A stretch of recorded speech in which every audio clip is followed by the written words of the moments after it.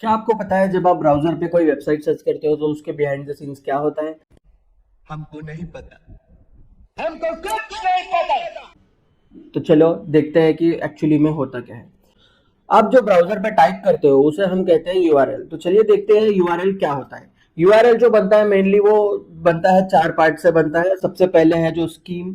Scheme generally दो type की होती है, एचटीटीपी और एचटीटीपीएस। एचटीटीपीएस को हम मानते हैं कि सिक्योर्ड है वो, कि जो कि हम उसको कहते हैं कि जिसमें हम सर्टिफिकेट ऐड करते हैं तो वो सिक्योर्ड हो जाता है।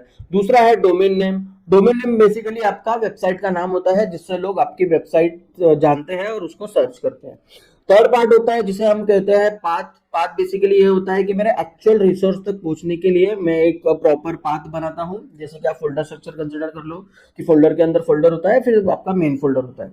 रिसोर्स वो है एक्चुअली जो हम आप एक्सेस करना चाहते हैं, that is your actual API, जो हम बोलते हैं एपीआई का एंड पॉइंट। ठीक है।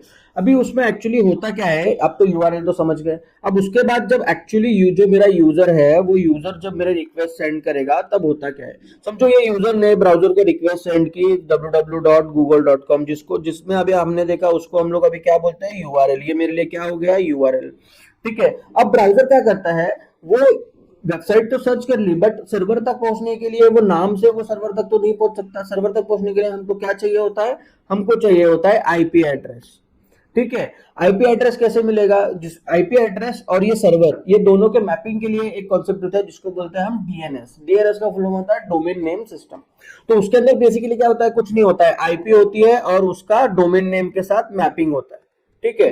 तो आईपी और डोमेन नेम मैपिंग हो गया, मतलब क्या, मेरा डीएनएस मैपिंग हो गया। तो ब्राउजर उसके बाद क्या करता है, पहले चेक करता है यही चीज कि मेरे कैशे में प्रेजेंट है या नहीं है। ठीक है। अगर वो चीज मेरे कैशे, ब्राउजर के कैशे में प्रेजेंट होती है तो उसको आईपी मिल जाता है। अगर मान लो उसको ब्राउजर के कैशे में अगर वो चीज नहीं मिली तो वो क्या करता है, वो एक्चुअली डीएनएस सर्वर पे जो इंटरनेट पे प्रेजेंट होता है उसमें वो लुकअप करता है और आईपी को ढूंढता है। ठीक है। अब आइदर कैशे से या उससे उसको क्या मिल गया, आईपी मिल गई। ठीक है। अब क्या करेगा, वो जाएगा मेरे सर्वर के साथ एक कनेक्शन बनाएगा। ठीक है। जनरली ये कनेक्शन क्या होता है, टीसीपी कनेक्शन होता है। इसको हम टीसीपी कनेक्शन बोलते हैं। नेटवर्किंग में आपने पढ़ा होगा यूडीपी टीसीपी प्रोटोकॉल। ठीक है। अभी वो टीसीपी कनेक्शन बनाएगा एंड देन जब फिर ब्राउजर क्या करेगा, टीसीपी कनेक्शन बना लिया, अब वो उसको एक्चुअल एचटीटीपी रिक्वेस्ट भेजेगा। ठीक है। एचटीटीपी रिक्वेस्ट भेजा और फिर उसके बाद सर्वर उसको एचटीटीपी रिस्पॉन्स भेज देगा और ब्राउजर उसको एंड में जाके रेंडर कर देता है। तो दैट्स इट, यही सब होता है।